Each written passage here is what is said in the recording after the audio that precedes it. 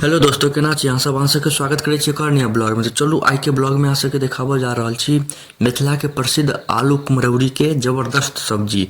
एक बेर अहाँ सब खायब तऽ उंगली चटैत रहि जायब, एते मस्त बनै छै।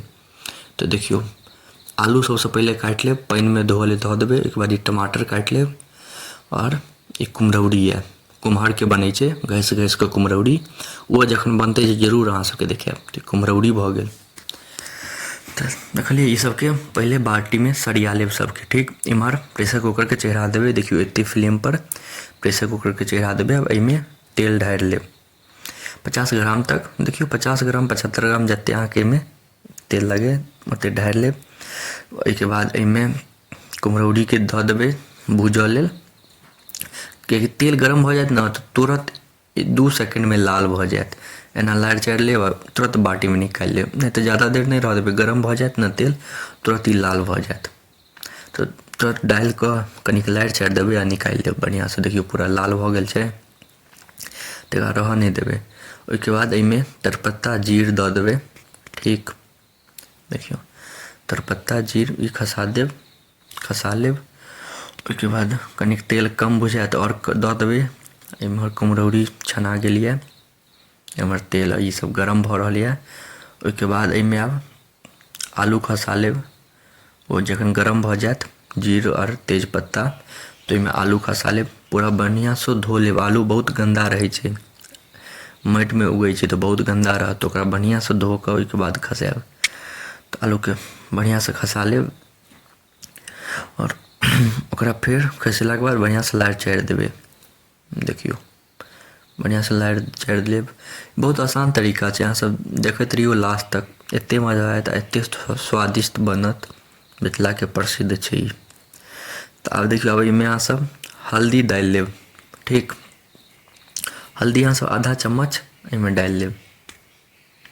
देखियो ओहिके बाद अहाँ सब फेर हल्दी के बाद नमक, कियाकि हल्दी के बाद नमके पड़ै छै, दुनू लगे भए जाइ छै तऽ हल्दी के बाद नमक पड़त।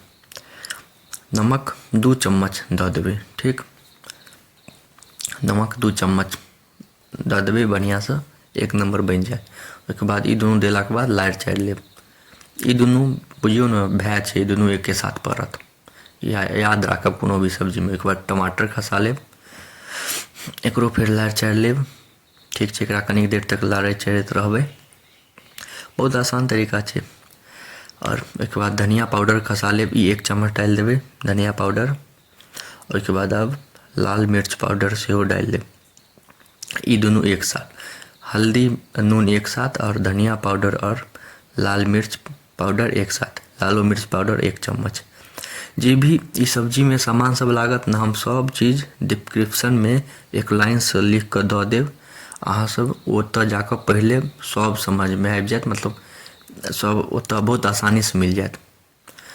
तो सबके बढ़िया से मसाला सबके लारि चारि लेब। 5 मिनट तक भुजबै। भुजलाके बाद 5 मिनट तक भुजलाके बाद भुजि लेब। ओहिके बाद पानि खसा देबै, जतेक अहाँके ओहिमे देबऽके हैत पानि इच्छा। कनि गाढ़ा खाय चाहै छी या कनिक रसगर खाय चाहै छी, जेहन अहाँ सब खाय चाहै छी ओहन पानि डालि लेब। हमसब कनिक रसगर खाय चाहै छी। ओहिके बाद पानि डाललाके बाद कुम्हरौरियो खसा देबै।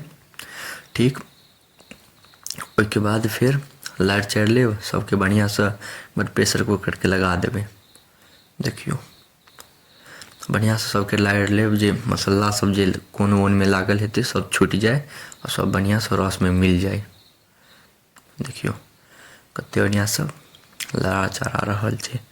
ठीक, तो बढ़िया से लारि चारि लेब। ओहिके बाद एकर प्रेशर कुकर के ढक्कन लगा देबै और 4 सीटी आराम से मारऽ देबै एते फ्लेम पर। 4 सीटी मारलाके बाद बंद कऽ लेब आराम से। तो देखियो 4 सीटी मारा गेलै। ओहिके बाद अब बनि कऽ रेडी भऽ गेलै। बहुत एते आसान तरीका, कते आसान तरीका छै, एते मस्त लागत। एहिमे आब गरम मसाला डालि लेब, बाद मिला लेब। एते नीक लागत खाय में। अखन ठंडा के मौसम छै, एते मजा आयत खाय में। सब्जी कुम्हरौरी आलू के प्रसिद्ध छै मिथिला के। एक बेर अहाँ सब जरूर ट्राई करब घर पर। एक बेर अहाँ सब बना के खेबै ना तऽ बार बार बना कऽ खायब आ फेर हमर नामो लेब। तेँ अहाँ सब एक बेर जरूर बना कऽ खाउ। तो केहन लागल अहाँ सबके से जरूर बतायब। एते देर तक देखऽ के लिए धन्यवाद। नीक लागत तऽ लाइक कमेंट शेयर सब्सक्राइब जरूर करब। मिलै छी अगला ब्लॉग में। धन्यवाद।